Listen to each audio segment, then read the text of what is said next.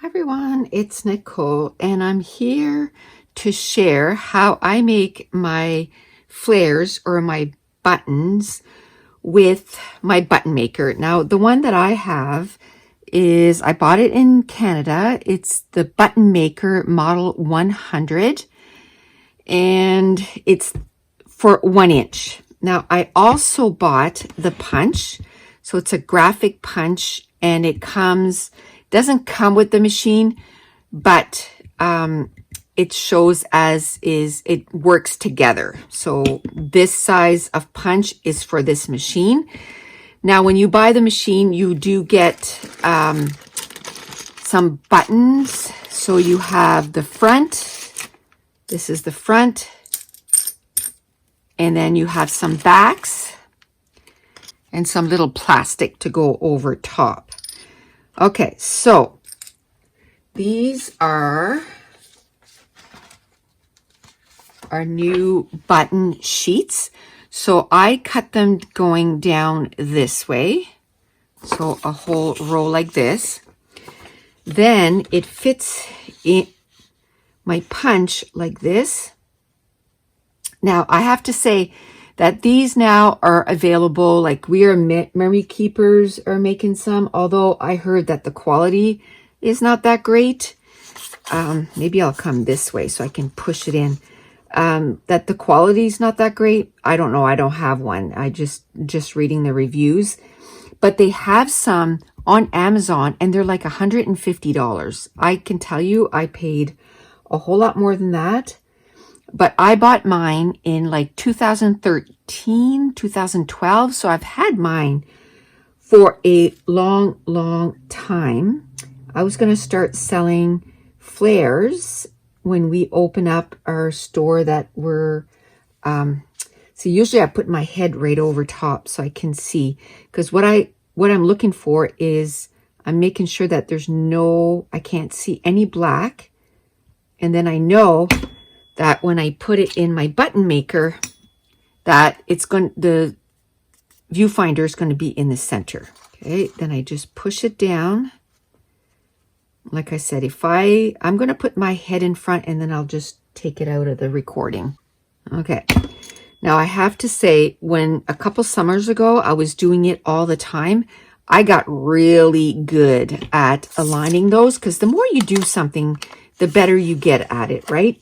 And I find that too, ever since I broke my wrist, I'm not as agile with stuff as I used to be. My wrist, I don't know, shakes a little bit more. So, okay, I did a few of those, and then I'll do a few of another color, and then we'll put them together. Okay, and that black line is to help you align it so that you can get a better centering of the element in the middle. Okay, so we'll just do 2 of each. And this one here has a little black on the side. I didn't align it right, so we'll be able to see the difference. You know what I mean? Okay, not that I did it on purpose. It just kind of happened, but we'll be able to tell. Okay, so this swings around. So you put the top down. See, it bows like this. So this goes on the top, this goes down. Then you put your paper element. Then you put your plastic. Okay. Then you squish it down. Okay. Then you take the back and you put it the opposite way this time. You put the flat part down and the top part up. Then you flick that totally 180. And then I hold it right here with my hand so it doesn't move. And then I push it down again. I hadn't tried to make a viewfinder like this in almost over a year, because I broke my wrist, and I can do it. Yay. So there you go. It's right in the center. Okay, so let's quickly do another one.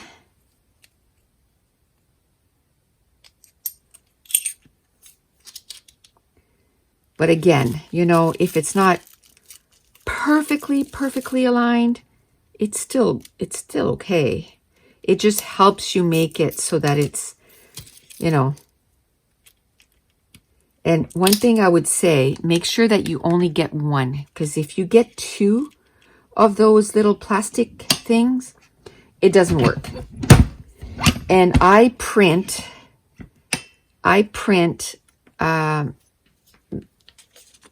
my buttons on just regular printer paper because, oops, this one goes in here. I print it on my regular printer paper because I find it works so much better. Like, look how neat that is underneath.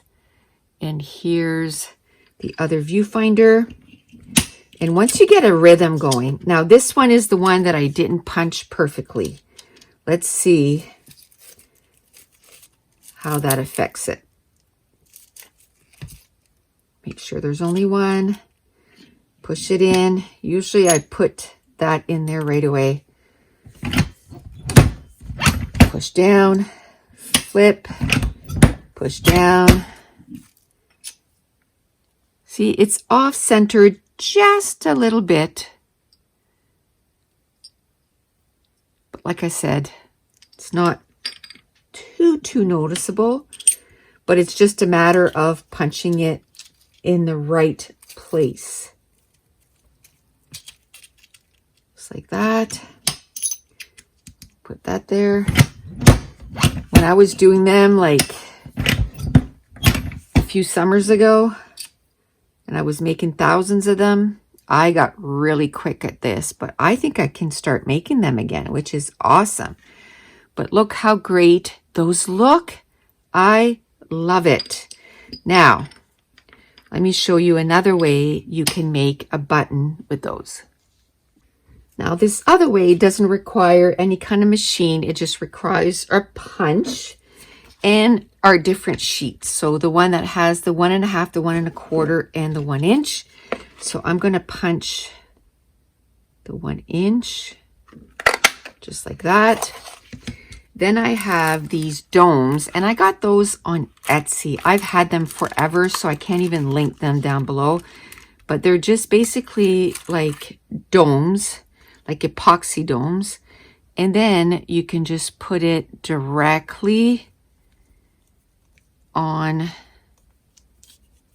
the paper. And I, really work it in. And then you have another flare. Now I have to say, this looks much nicer than that, but it's just another option. It's not as thick. And I think, I paid like $10 for maybe like 60 of those buttons.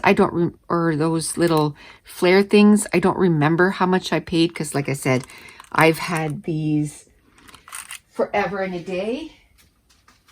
And like anything else, when I get something, I make sure that I get a lot. So I have a bunch of them. So I haven't ordered, and there's still more in the drawer over there. I haven't had to buy any more in a long time. But it's just a different way that you can make your own flares. Or, you can just put it on your page, just like this. Or you can use glossy accent and cover the whole thing. And then it will dome. And you can use that way too. So there's so many different ways, to kind of make your own flare. But I thought I'd show you the purpose of these sheet is to have them so that they, fit perfectly. Okay, so if your button maker is a different size, maybe you'll need to use like a different size punch. So it's if you need a 1 1/4 or 1 inch, then you can still, put it in the center, punch it out. I have it in there. That's the 1 1/4. So we'll get that one done.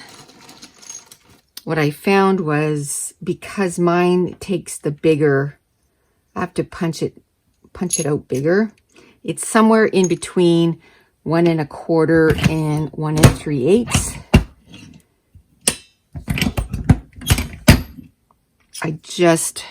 When I put it in, I just had to make sure that I put it in sort of in the middle. So let's say I do 1 1/4, punch it out. Then I put this over top right away, wrong side, like that. I put it on here so it kind of sticks to the plastic thing, just so I can easily center it, and then do this. I found if I put the paper in first, then I put the plastic, then the plastic shift it. But if I put the paper to the plastic, then hold it and put it in, then the paper kind of sticks to that plastic and doesn't move. Static, right? That's the one time that static is good. Okay. So I'm so excited that we have that available now, that you can make your own Flairs. And soon we're going to be starting to sell physical products in our store. We're gearing up for it right now. So we'll be selling stuff like Flairs and washi tapes and pins and printed sheets. So I can, print the sheets for you and send them out. And we're going to have die cut packages, stickers, all that kind of stuff. That's coming up in 2022. We're going to have a whole bunch of new products. I wanted to show you using our digital files. If you're interested in our digital files, it's at NicoleJones91.com. We have thousands of different files. And that's it. If you're new to my channel, don't forget to hit subscribe. If you're enjoying these videos, if you wouldn't mind giving me a thumbs up and leave me a comment down below. And I want to thank you so much for watching. Bye.